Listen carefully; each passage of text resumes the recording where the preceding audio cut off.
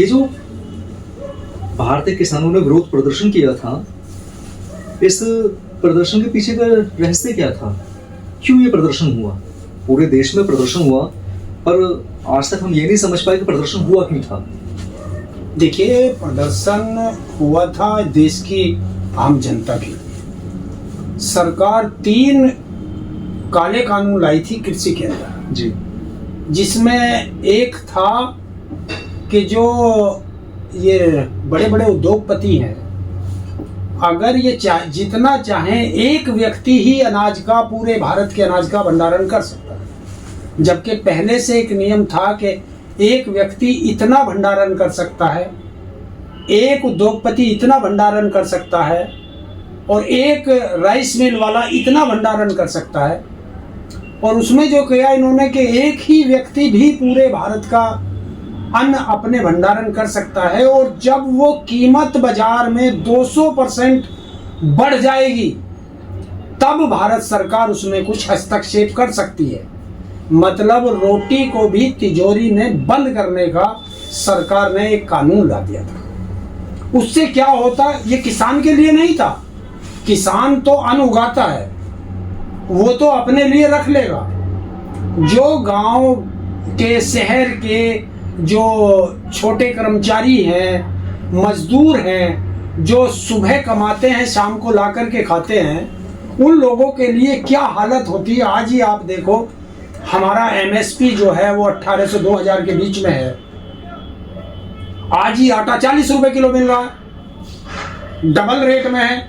और जब एक उद्योगपति के हाथ में चला जाएगा तो वो क्या करेगा? और जो खेती है वो किसान से खेती लेकर के उद्योगपतियों के हाथ में देना था। किसान खेती ही करेगा लेकिन अपनी खेती में मजदूर बन के रहेगा। तो इस तरह के ये 3 काले कानून आए थे।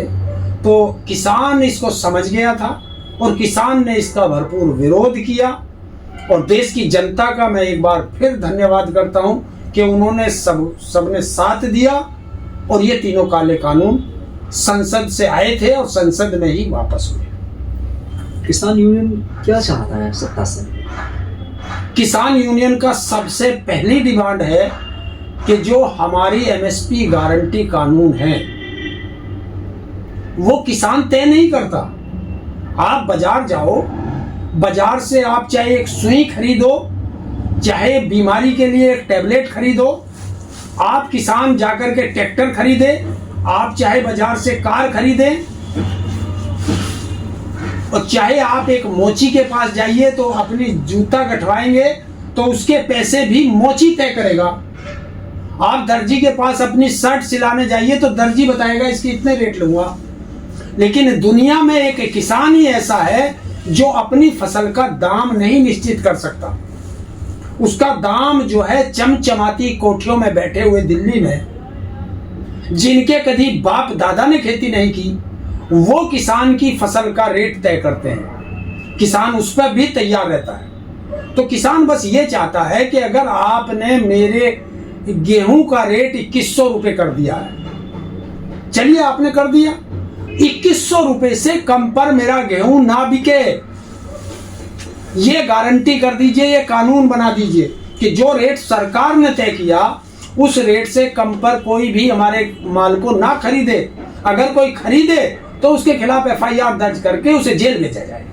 ये किसान की मांग है। दूसरा, एक प्रदेश में किसान को बिजली फ्री मिल रही है खेती के लिए, एक प्रदेश में किसान को कम रेट पर मिल रही है, एक प्रदेश में किसान को जो है सबसे महंगी बिजली मिल रही है। ऐसा क्यों? जब एक देश है, एक बिजली संयंत्र है, भारत में एक सरकार है, तो किसान को तो ये मिलना चाहिए।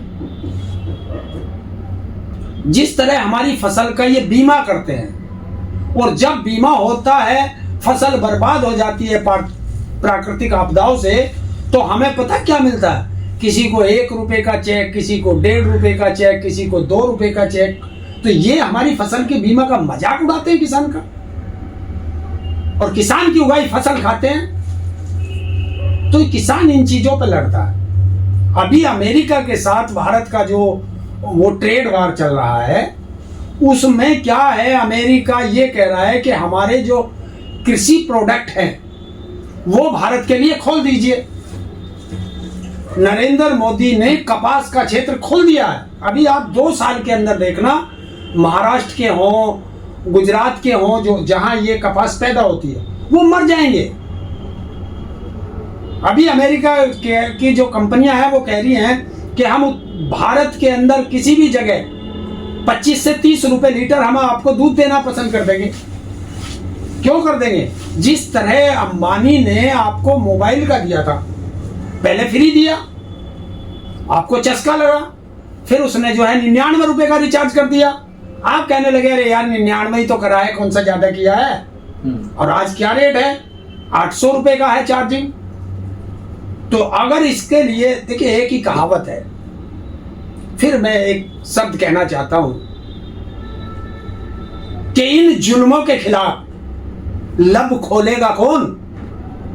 इन जुल्मों के खिलाफ लब खोलेगा कौन? अगर ये ताऊ नहीं बोला तो फिर इस हिंदुस्तान में बोलेगा कौन?